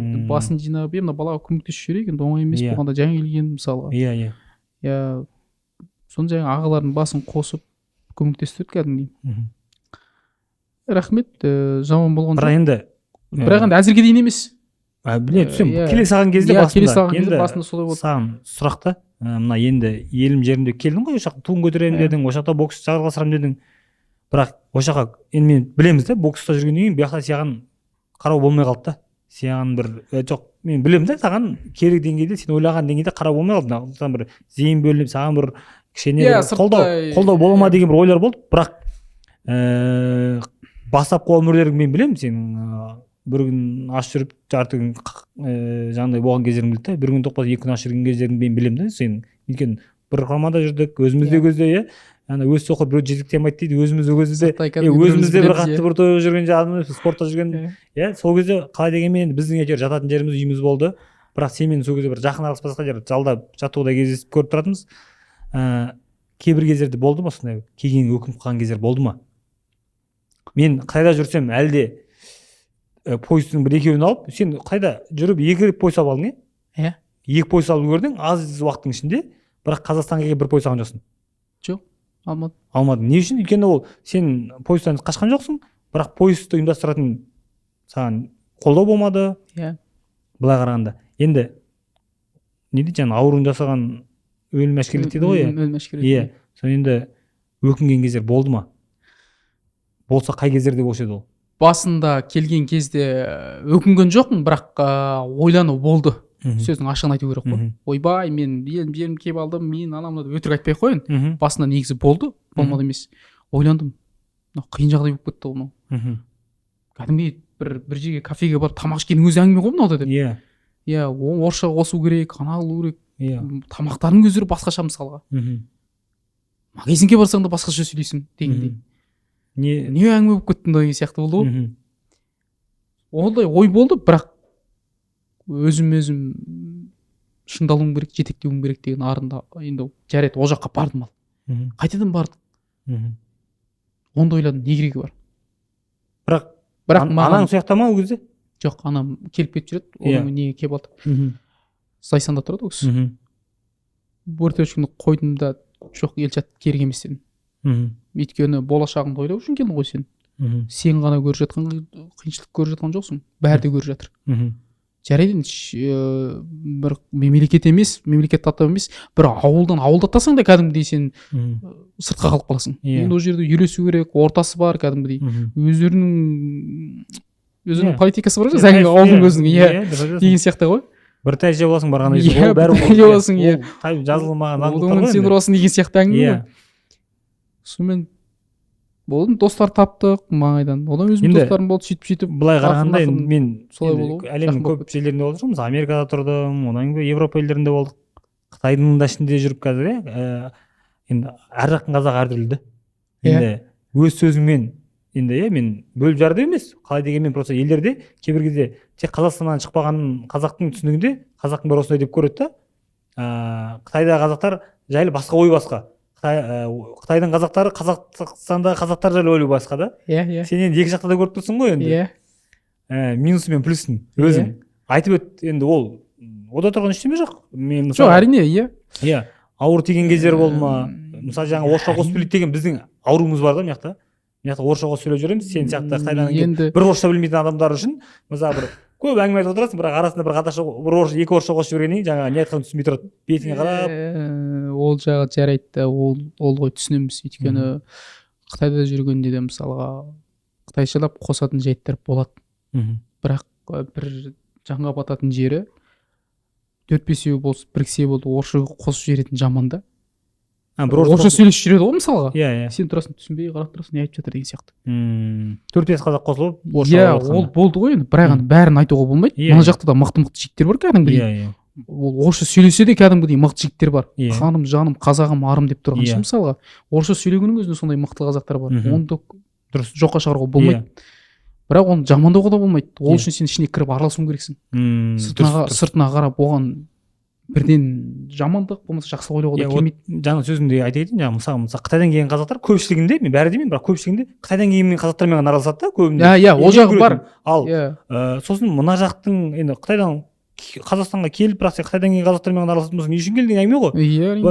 Жақсы жігіт жаттығын білдірмейді дейді. Сен ортаңды өзгертуің керексің. Спортқа келген себепті сен керісінше жергілікті қазақтармен көп араластың да. Дұрыс, сен ішіндегі жаңағы орысша сөйлесе де ішінде жаңағы қазақылығы бар, жігіттігі бар деген нәрселерді байқадың. Енді кемшіліктерін де байқадың. Бірақ сол себепті мен кейде өз басым ішім шымаш отырды, не бұлар еркегі болып бөлек араласып бөлек жүреді деп ойлаймын. Әр адам әшейін қалай тудың солай шықпайсың ғой енді. Кемшілігің болады, қателігің болады мысалға. Оның бәрі саған сабақ болып келеді ғой. Не үйрендің соны мияқтан қазақтарынан келіп? Қай жағы басымды жағында енді кемшілік жағын көп айтып, бір орысша көп сөйлеп кететін жағын айтып тұрсың енді. Не артықшылығы бар екен? Артықшылығы бұяқтың қазақтарының бар, айту керек. Үйренетін жерлер де бар. Мысалға мынандай да. Мысалы Қытайдың қазақтарының бір кемшілік жерін айтайын. Олар біздің тәрбие қатты ма, жоқ қалай екен білмеймін. Кішкентай бала кезімізден жасық болдық. Жасық деген түсінесіз бе? Өз ойыңды айтуға батпайтын адам, иә? Мынандай өз ойын айта алмайды, ашық жария ете алмайды мысалы. Барып бір жерден мысалға класс отырса да қолын көтеріп мұғалімнен бір сұрағым бар деген сияқты. Ондай жоқ та. Болмаса бір жерге бір кездесу келіп тұр, бірақ кездесем деп келіп тұр, бірақ кіре алмады да. Болмаса әйтеуір бір жағдай жаңағы біреудің алдына бара алмайды. Ашық түрде енді бар ғой енді арасында, бірақ өте аз да. Сол жеріміз кемшілдеу екенін білдім да. Мына жақтың қазағымен салыстырғанда ма? Иә. Мына жақтың қазағы сонда қандай? Бұл жақ ұжданды да кәдімгідей. Бірден кірісіп кетеді, тез қағып алады бір нәрсені. Иә. Қалай айтсам болады? Шапшаң дейсің ғой. Иә, тез ғой, ойлау қабілеті жаңағы. Еркіндік бар ғой. Еркіндік бар, иә. Міне, еркіндік бар да. Қытайдың жер көлемі әлемде 3-ші орын ба? Болғанмен де. 3-ші орын. Иә, Қазақстан 9-ші орын болғанмен де, бірақ еркіндікті Қазақстанда сезіндің дейсің ғой. Әрине, еркіндікті Қазақстанда әрине сезінесің. Иә, қайда барам, қайда жүрем, қайда тұрам, бірақ айту өзінің қазақтық заңдылығыңа, жаңағы әзіргі заңдылығына қарсы жасамасаң болды. Қазақ заңдылық деген жаңағы адамгершіліктен аттап кетті, беймандылықтан аттап кетті. Сол заңдылықты ұстансаң, иә, болды ғой, иә, солай ойладым. Бірақ бұл жақта бір нәрсе бар екен да. Өзіңнен 10 жас кіші болсын, үлкен болсын, 4-5 жас үлкен болсын, кіші болсын, сізіміз деген жоқ та. Анай спай деген нәрсе болады қазақта. Сен деп сөйлей береді да. Бір түрлі болып қалдым басында. Кейбір мысалға қасымда енді жаңадан танысқан болсын, мысалға сырттай көрсенде жаңағы өзінен кіші бір өзінен үлкен біреуге 10 жас үлкен біреуге сен дейді да. Ол анайлық деп айтады ғой мысалға. Дұрыс, ол қазақтың жоғалғандығы, бұл үлкенге құрметтің жаңағы. Саған келіп мысалы сізге бір кішкентай, мысалы мен де сізге деп айта алмаймын, сен деп айтудан арын жібермейді да жақтан. Иә.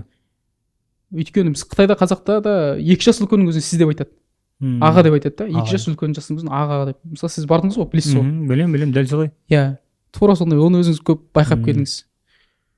Енді одан артық енді артықшылық, кемшілік қалай? Жоқ, бұл мұны көріп отқаның біреудің кемшілігін айту емес, мәселе. Иә, жоқ, айтылу емес, жаман жирен дейді ғой. Иә, оны біліп тұрмын. Мына жақтың қазағы үйренетін жақ, мына жақтан үйренсін. Мына жақтың қазағы мына жақтан үйренсін. Бірақ мен келдім де мынандай нәрсеге ойладым да. Сен қай жерге барсаң, сол ортаға кіруің керексің, үйрену керексің. Міне. Ол керек саған. Енді сен ол жаққа барып үйдің ішінен үйтікпейсің ғой. Келіп қытайша сөйлемейсің ғой мысалға. Жаңа сіз айтып отырған сияқты, мен де соны таңғаламын. Мысалға екі қазақ қытайша сөйлеп отыратын. Бір кезде кафеде сондай жағдай болды. Екі кішкентай бала қытайша сөйлеп отыр. Қазақстанда иә? Иә, осы жерде ғой кәдімгі. Кафеде отыр. Иә. Соны айттым, не істеп отырсыңдар сендер? Қазақстандыр ма десем, иә дейді. Енді қытайша сөйлеп отырсың. Қайда жүргеніңді білесің бе сен өзің? Иә. Не үшін келдің бұл жақта? Иә. Неғып отырсың деймін да. Қазақша сөйлеңдер, жынысыңдар ма деген сияқты. Мыналарың ұят енді.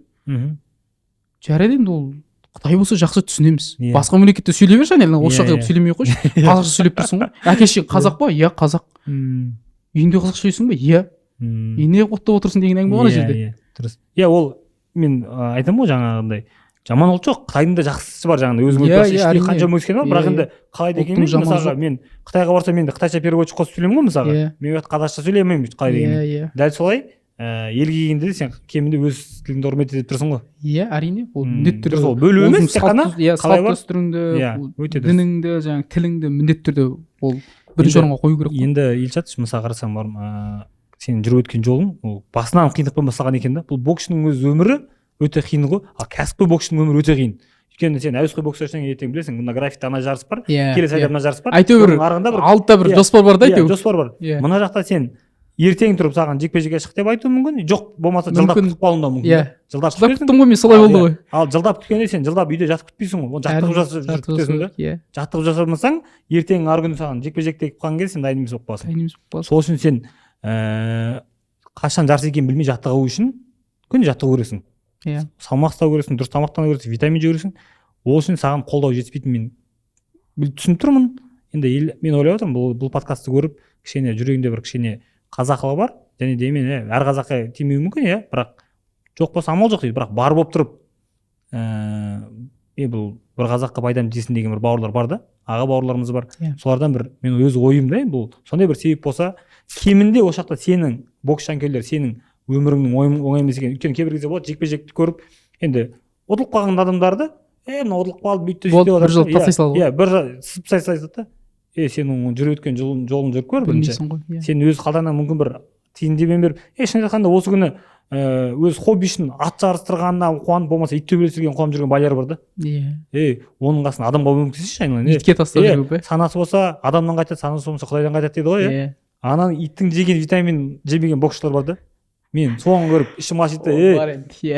Сол үшін енді қара, мен дәл қазірде сенің осы Астанадан жекпе-жекке дайындық сборын өткізбегенін білемін. Келесі жекпе-жегіңе бұйырса бір 5 күн ба?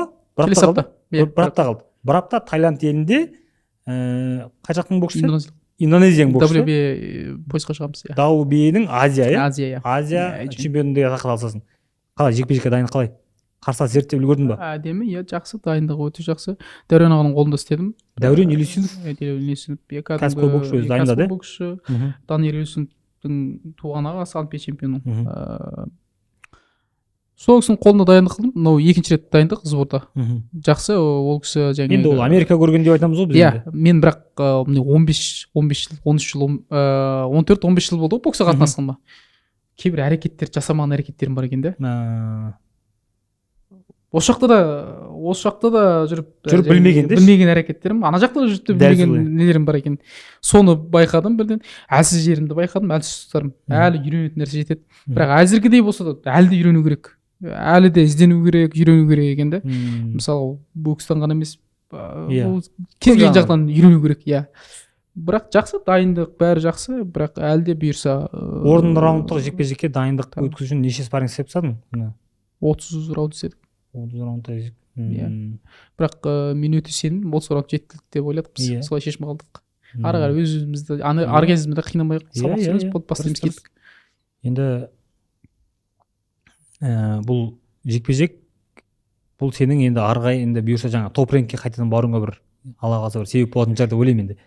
Ол енді қара, топ реңкке дейінде сенің осы жолыңды қазір менің білуімше Ирфин дейтін біз отандық бір компания қолдау көрсетіп отыр. Серік Қонақбаев ағамыздың ұлы ашып жатыр ғой. Сол кісі қолдауымен. Солар қазір қолдап отыр. Енді сенің енді сол енді Америка бір жаңа есі келген екен ғой, енді аз қапты ғой. Құдай қаласа. Бұйырса ол кісілер де үміт артып отыр, мен де ол кісілерден үміт артып отырмын. Енді мынау 3-ші жекпе-жегін ұйымдастырып жатыр. Жақсы, көмек қылып жатыр кәдімгідей. Әйтеу Елшат, давай істе, мынаны істе деп. Қолдаудың басы бар. Жаман емес, ағаларымыз кәдімгі өздері ат салысып, звондап, осылай қалай жағдай деп сұрап. Енді бұйырса, оның қазірде мысалға көмектесіп жатқан достарым бар, тағы да ағаларым бар, мысалға анау Абиде деген ағам бар, өзім көмектесіп жатқан. Достарым да бар. Қолдау сет жағасы келетір. Тібай, жақсы.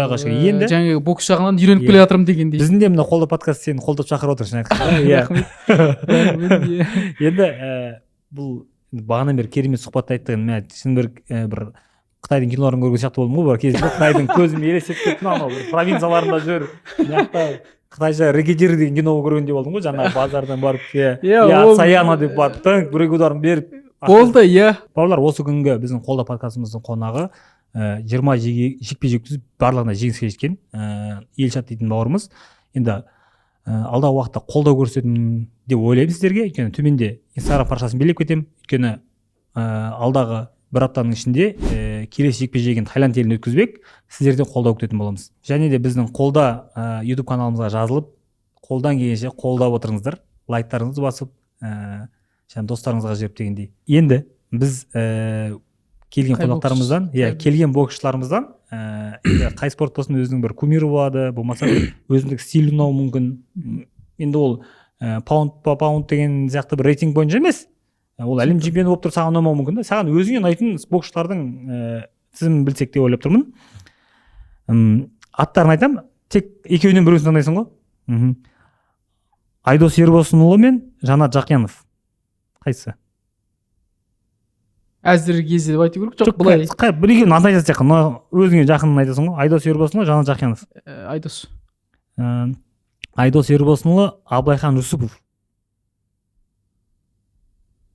Абылайхан Жүсіпов. Жүсіпов па? Жүсіпов қойды. Жүсіпов. Америкада жүрміз бе? Америкада келдік, қазір әуесқойға қайтадан ауысып. Канелода жүрді ғой. Иә, сол. Енді Абылайхан ба? Абылайхан Жүсіпов, Мерей Ақшалов. Мерей Ақшалов және Қайрат Ералиев. Танисың жарсың, әуесқойда әлем чемпионы. Мерей Ақшалов.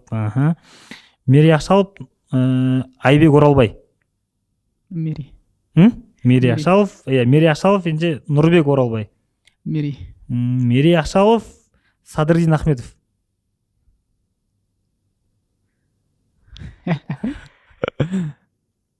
Мейірім ба, мерей ма? Мейірім шығар мүмкін. Мерей деп жатырмын мен. Мерейімді айтқан жоқ, Мейірім Нұрсұлтанов қой бұл жақта. Ой, е-мое, шатастың. Иә. Жоқ, қайта басынан. Шатастың, е-мое.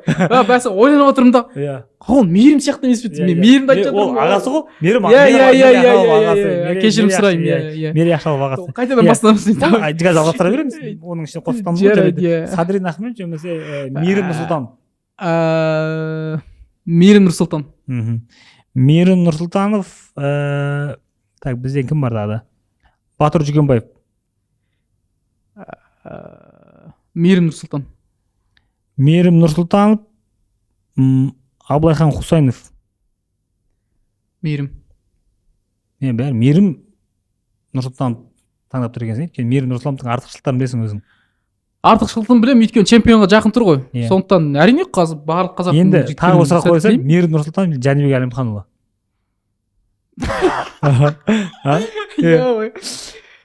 Мейірім. Иә. Мейірім бізде 2 рубриканы жеңіп кетті. Алдында Мадияр Ашкетте Мейірім Нұрсұлтановты таңдады. Өйткені көпшілік білсе біле бермейді. Оның өзіндік стилі бар. Өте ақыл. Бірақ көп адам білмейді оны. Көп адам білмейді. Мен танимын, былай. Өзің енді боксын білесің, бокс түсінесің. Артықшылығынан қандай артықшылық білесің Мейірім Нұрсұлтановтың? Ол біріншіден қарсыласын оқи алады. Одан кейін ойланған нәрсесін істей алады. Енді белгілі ғой. Біле алады да. Контроль жасай алады өзін. Бұл жақта кейбір кезде осындай рубрикамызда сұрақ қойылады. Неге Жәнібек Әлімханұлын көре алмайсыңдар ма? Чемпион. Жоқ, бұл жақта Жәнібекке ешқандай таласым жоқ. Жәнібек әлем чемпионы 2 поястың иегері. Бірақ әркімнің енді талғамы дейді ғой. Мысалы, маған басқа боксшы тапқалы мүмкін да. Бірақ енді Мейірімнің стилі жаңағы оның жекпе-жекте өзін ұстауы, жаңағы тактикасы көпшілікке ұнайды. Артық қимыл жоқ ода. Артық әрекет жоқ, ұсақ әрекеттер жоқ, өте жақсы. Жәнібекке таласымыз жоқ биыл жақта, соны айтқым келеді. Бұл Мейірім Нұрсұлтанов біздің рубриканың 2-ші рет чемпионы болып кетті. Мейірімді айсаттылық. Шетінен бәрі қырып келеді. Барлар, бүгін Елшат бауырымызбен өте қызықты, шын айтқанда бір кино көргендей бір сұхбат өтті, подкаст өтті. Енді бұл Қолда YouTube каналында біздің алдағы жоспарымызбен бөлісе кеткіміз келеді. Бұйырса алдағы уақытта Қолда атты YouTube сериалымыз шығады біздің. Ол жерде осындай боксшы, қазақ боксшының, қазақ баласының ауылдан шығып, осы қиындық өмірде қалай өткендігі жайлы, боксшының өмірі жайлы енді тек қана сырттан білетіндер бар, іштей сол көріп білемін деген досыңдар, қазірден бастап Қолда YouTube каналына жазылып кетіңіздер. Аямай өз тараптарыңыздан қолдау көрсетіңіздер. Рахмет. Бауырым, жігіт, әңгіме күшті болды, өтті, өзіме өтті. Елге өте ма, өтпей ма, қатты бір маған қызық емес. Бұл жақта мақсат өту емес. Бір қазақ болсын, бір адам болсын тыңдап сенің өмірінен бір сабақ алса, бұл біздің миссиямыздың орындалғаны белгісі. Красавчик. Өзіңізге рахмет айтамын. Красавчик. Молодец.